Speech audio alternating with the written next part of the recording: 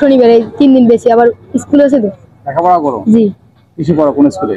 আমি তো এই ইতে করি কলাপাড়া হাই স্কুলে। স্কুলের নাম বলো।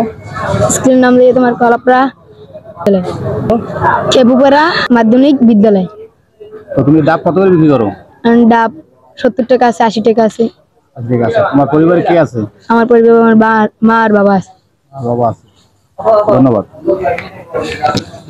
আমাদের গাছের তো তোমার বাড়ির গাছও হয় আর বাকিটা বাইরে থেকে ক্রয় করে আনো তো? লাভবান কি রকম? লাভবান মোটামুটি ভালো। ভালো হয়। এই টাকা দিয়ে কি করা হয়?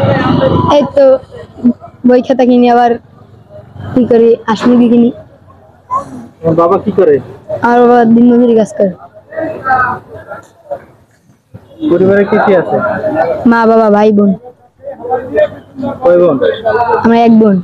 বড় কে? আমি বড়। বোন কোন ক্লাসে পড়ে? বোন শিশু করে।